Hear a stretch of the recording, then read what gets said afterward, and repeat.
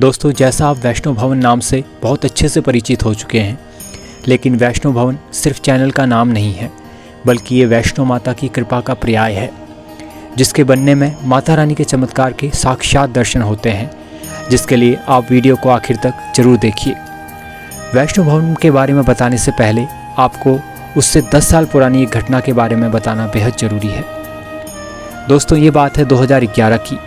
उस समय हम माता रानी की भक्ति से परिचित नहीं थे और दिल्ली में एक किराए के मकान पर रहते थे। तब मेरे पिताजी ने परेशान होकर ये निर्णय लिया कि अब अपना घर होना चाहिए और उन्होंने अपनी सारी जमा पूंजी इकट्ठा करके घर बनाने के लिए ज़मीन खरीद ली। जैसा कि रिश्तेदारों और परिचित लोगों ने मदद का आश्वासन दिया, तो मकान का कार्य भी शुरू कर दिया गया। धीरे धीरे मकान का काम आगे बढ़ा और शुरुआत में सब ठीक ठाक चल रहा था, मगर कुछ समय के बाद हमारे सारे पैसे ख़त्म होने लगे। हमने सबसे पहले उन्हीं रिश्तेदारों से मदद मांगी जिनकी हम खुद भी मदद किया करते थे, और उन्होंने आजकल करते करते कई दिन लगा दिए, लेकिन कोई मदद नहीं की। फिर हमने अपने जानने वाले और आस पड़ोस के लोगों से मदद की गुहार लगाई, लेकिन ना के बराबर मदद मिली, और आखिर में परेशान होकर पापा को ब्याज में पैसे उठाने पड़े और जैसे तैसे करके काम आगे बढ़ा। मगर कुछ दिनों के बाद ही वही आर्थिक तंगी और काम फिर रुक गया। बार बार लोगों से पैसे मांगते मांगते हम तंग आ चुके थे। मेरे पापा ये सब देखकर तनाव में रहने लग गए और उन्हें इस हालत में देख के हम भी परेशान थे।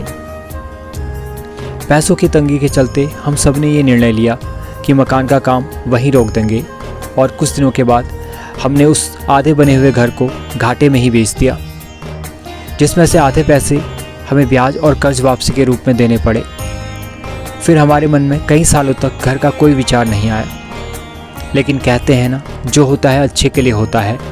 और इसके बाद हमारे जीवन में बहुत बड़ा बदलाव आया, और वो ये था कि मेरे पापा का लोगों से विश्वास उठ गया और हमारे जीवन में आगमन हुआ वैष्णो माता का, जिसके परिणाम स्वरूप हमारा जीवन पूरी तरह से बदल गया। धीरे धीरे समय आगे बढ़ा और मेरे पापा वैष्णो माँ की भक्ति में डूब गए और उनके अंदर अपने घर की इच्छा भी शांत हो गई। लेकिन फिर एक ऐसा चमत्कार हुआ जिसने नींव रखी वैष्णो भवन की। ये बात है 2020 की, जब लॉकडाउन लगा हुआ था।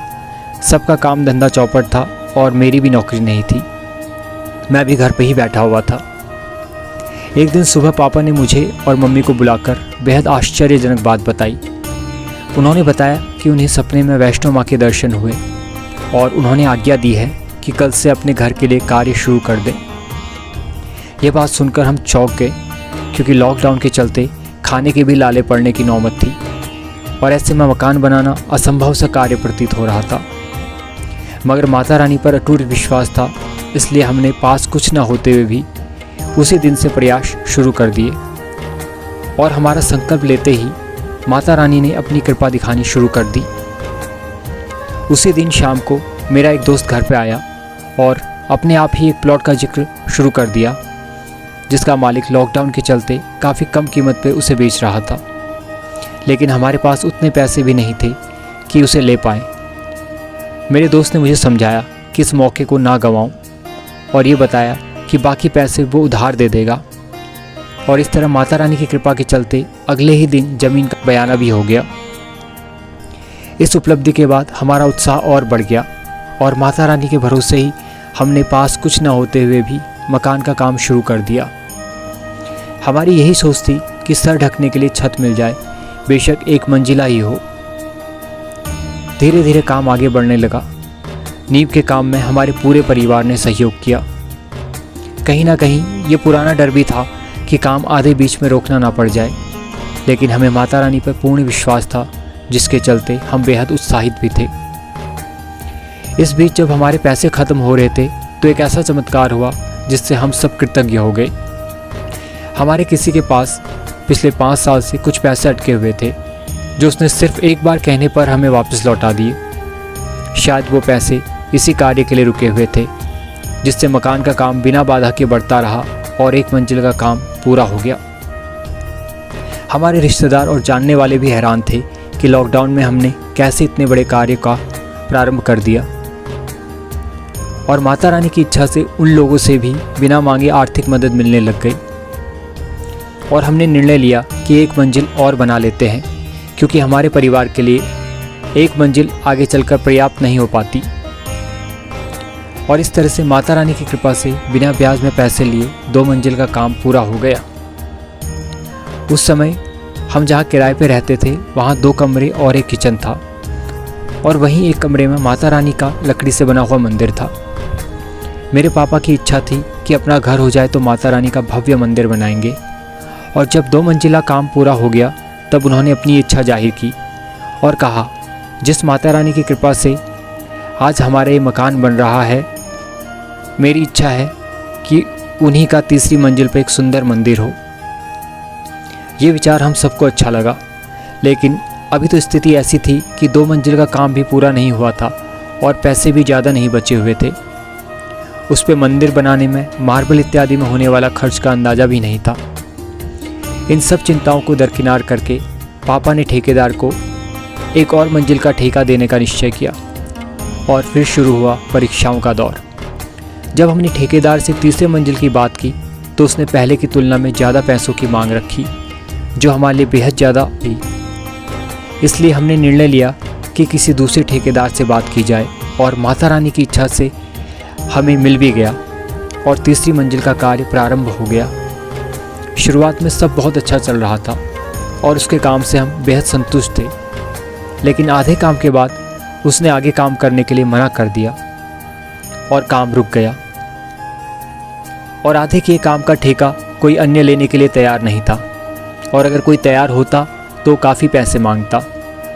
हमने परेशान होकर माता रानी से प्रार्थना की कि अगर हमसे कोई गलती हो गई हो तो क्षमा कर दो, मगर ऐसी परीक्षा मत लो। और माता रानी ने सुन भी ली, और अगले ही दिन परिस्थिति एकदम से बदल गई। पुराना ठेकेदार जिसने शुरू में ही मना कर दिया था, वो बाकी काम करने के लिए स्वयं से मान गया, और वो भी हमारी उम्मीद से बहुत कम पैसों में। और इस तरह 3 मंजिल का काम संपन्न हो गया। लेकिन अभी मंदिर नहीं बना था और छोटा बड़ा काफ़ी सारा काम बचा हुआ था। फिर मैंने अपने मम्मी और पापा को एक बात बताई, जिसे सुनकर वो बेहद खुश हुए। दरअसल जब मैं नौकरी करता था, मैंने 5 साल तक लगातार अपनी सैलरी का कुछ हिस्सा माता रानी के नाम पर अलग से गुल्लक में जमा किया हुआ था, जिसे हम माता रानी के भंडारे के लिए खर्च करते थे। लेकिन 1 साल से भंडारा नहीं हुआ था, तो उसमें इतने पर्याप्त पैसे थे कि माता रानी का मंदिर बन जाए।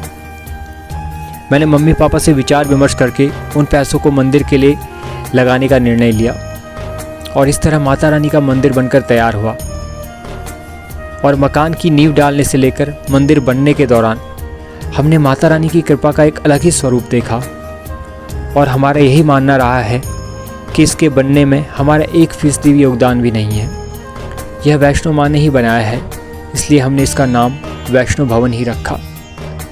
जिस दिन हमने वैष्णो भवन लिखवाने के लिए नेम प्लेट का ऑर्डर दिया, उसी रात मेरे पापा को सपने में माता रानी ने फिर दर्शन दिए और बताया कि इस कार्य से वे बेहद प्रसन्न हैं, और वैष्णो भवन में मेरे साथ साथ त्रिदेवियों और भैरव बाबा को भी स्थान मिलना चाहिए।